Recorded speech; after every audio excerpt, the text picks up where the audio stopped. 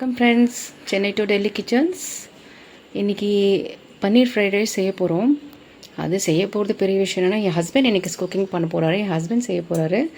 So தேவையான பொருட்கள்லாம் பார்த்துக்கலாம். பெப்பர் பவுடர், இஞ்சி பூண்டு paste, vinegar, chilli sauce, soya sauce, tomato sauce, red chilli sauce, paneer, spring onion, cabbage, முட்டைகோஸ், ஆனியன், பீன்ஸ், கேரட். ஹஸ்பண்ட் தான் செய்ய போகிறாரு. கிச்சன் ரன் கூட மாதிரி அது வேறு விஷயம். வாங்க வீடியோக்குள்ளே போகலாம். என்ன காஞ்சிருச்சு. இப்போ பன்னீர் ஃப்ரை பண்ணுறதுக்கு பன்னீர் போட போகிறோம். பன்னீர் வந்து கடாயிலே ஒட்டிக்கும்.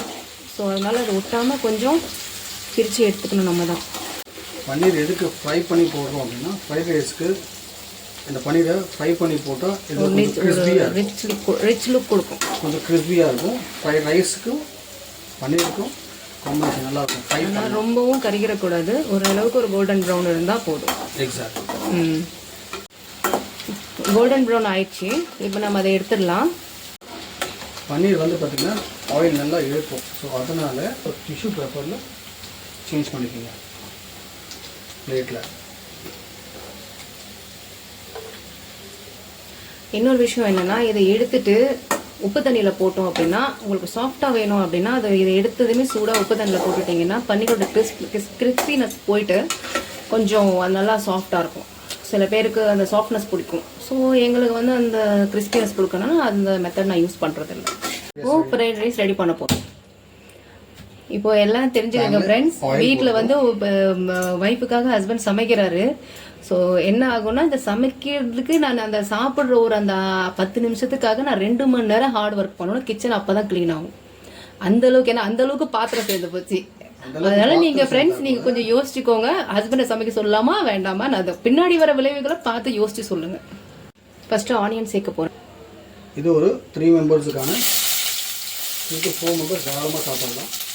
அதுக்கான அளவு தான் எடுத்துருக்கேன். ஃபஸ்ட்டு ஆனியன் போடுறேன். ஆனியன் நல்லா ஃப்ரை பண்ணிவிட்டு ஆனியன் கோல்டன் ப்ரௌன் ஆகிற வரைக்கும் ஃப்ரை பண்ணணும். இப்போ இஞ்சி பூண்டு பேஸ்ட் போட போகிறேங்க. இஞ்சி பூண்டு பேஸ்ட் அந்த ரா ஸ்மெல் போகிற வரைக்கும், இந்த பச்சை வாசனை போகிற வரைக்கும் ஃப்ரை பண்ணிக்கோங்க. ஆனியன் வதங்கிருச்சு. இஞ்சி பூண்டு பேஸ்ட் போட்டாச்சு. ரா ஸ்மெல், இஞ்சி பூண்டு பேஸ்ட்டோட பச்சை வாசனை போயாச்சு. அடுத்து கேரட் பீன்ஸ் சேர்க்க போகிறோம். கேரட் பீன்ஸ் சேர்த்துட்டு அதுக்கு வந்து ஃபுல் ஃப்ளேம்லேயே, அதாவது ரொம்ப வதக்கக்கூடாது, ஃபுல் ஃப்ளேம்லேயே வந்து ஒரு 2 to 3 மினிட்ஸ் வதக்குனா போதும். ரொம்ப வதக்குனா காய் வந்து ஒரு மாதிரி ரைஸ்க்கு நல்லா இருக்காது. ஸோ எப்போவுமே அது ஒரு கடிபடுற மாதிரி தான் இருக்கும். க்ரன்ச்சியாக இருக்கணும் காய், ரொம்ப வதக்கக்கூடாது. இப்போ முட்டைகோஸ் போட போகிறோங்க. முட்டைகோஸ் நல்லா வதங்கணும். ரொம்ப வதங்கக்கூடாது, ஒரு மாதிரி க்ரன்ச்சினஸாக இருக்கணும். இப்போது எல்லா வெஜிஸையும் சேர்த்துட்டு ஒரு 2 நிமிஷம் மூடி போட்டு வெஜிடபிள்ஸை கொஞ்சம் வேக விடணும். அதுக்கப்புறம் அதுக்கு தேவையான இன்க்ரீடியன்ஸை சேர்த்துக்கலாம். நல்லா மிக்ஸ் பண்ணிக்கணும். நல்லா மிக்ஸ் பண்ணிவிட்டு ஒரு 2 மினிட்ஸ் நல்லா மூடி போட்டுட்டு நல்லா வேக விடணும். மூடி போட்டு ஒரு 2 நிமிஷம் வேக விட்டுக்கலாம். ஓப்பன் பண்ணி பார்க்கலாம். 2 நிமிஷம் ஆயிடுச்சு. அடுத்து தேவையான இன்க்ரீடியன்ஸை சேர்த்துக்கலாம். Soya sauce, chilli sauce, red chilli sauce, tomato sauce, vinegar லைட்டாக, ரொம்ப அதிகமாக ஊற்றக்கூடாது. பெப்பர் பவுடர் நல்லா மிக்ஸ் பண்ணிவிட்டு கலருக்காக கொஞ்சம் காஷ்மீரி மிளகாத்தூள் இருந்ததுன்னா போடலாம். அது இல்லைன்னா நார்மல் மிளகாத்தூள் கூட சேர்த்துக்கலாம். மிக்ஸ் பண்ணிவிட்டு ஏற்கனவே சால்ட் போட்டிருக்கோம்.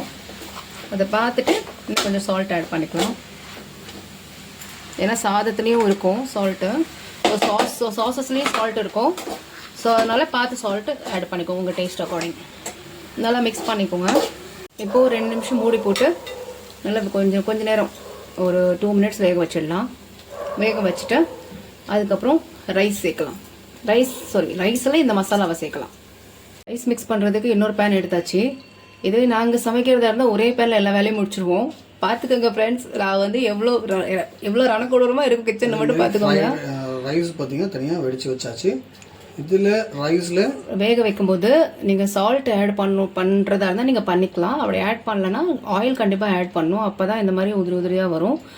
அண்ட் ஹாஃப் பாயில் தான் வேக வைக்கணும். ஏன்னா அடுத்து நம்ம இந்த பேன்லேயும் நாங்கள் மசாலா மிக்ஸ் பண்ணும்போது அதுலேயும் வேகும். ஸோ அதனால் ஹாஃப் பாயிலாக வேக வைக்கணும். ஸோ அதை இப்போது பேனில் ரைஸ் ஆட் பண்ணிக்கலாம். தேவையான அளவு ரைஸ் ஆட் பண்ணிக்கணும். எவ்வளோ தேவையோ அவ்வளோ ரைஸ் ஆட் பண்ணிவிட்டு மசாலா மிக்ஸ் பண்ணிக்கோங்க. அப்பப்போ நீங்கள் தேவையான அளவுக்கு மசாலா மிக்ஸ் பண்ணி ஃப்ரெஷ்ஷாக சாப்பிடணுங்கிறதுக்காக தனியாக மசாலா ரெடி பண்ணுது. மசாலா ஆட் பண்ண போகிறோம். மசாலா நமக்கு எவ்வளோ வேணுமோ கூடையோ குறையோ நம்ம இதில் வந்து தனியாக ஆட் பண்ணி நம்ம மிக்ஸ் பண்ணிக்கலாம். அப்படி நம்ம ஒரே கடையில் செஞ்சால் என்னன்னா மொத்தமாக மிக்ஸ் ஆகிடும். சம்டைம் உப்பு குறையாக இருக்கலாம், காரம் குறையாக இருக்கலாம். ஸோ இதில் நம்ம தேவையான அளவுக்கு நம்ம மிக்ஸ் பண்ணி நம்ம யூஸ் பண்ணிக்கலாம். அதை வந்து அடியிலேருந்து கிண்டணும், இல்லைன்னா வந்து சாதம் உடஞ்சி போயிடும். உடஞ்சதுன்னா என்ன சாப்பிட போகிறோம், பட் இருந்தாலும் அது பார்க்குறதுக்கு நல்லா இருக்கணும்ல. ஸோ அதுக்காக தான் சேர்க்க போகிறோம். ஃப்ரை பண்ணி வச்சுருந்தோம் இல்லையா, அந்த பன்னீரை சேர்க்க போகிறோம். சேர்த்துட்டு நல்லா மிக்ஸ் பண்ணிவிட்டு கடைசி ஸ்ப்ரிங் ஆனியன் சேர்க்கணும்.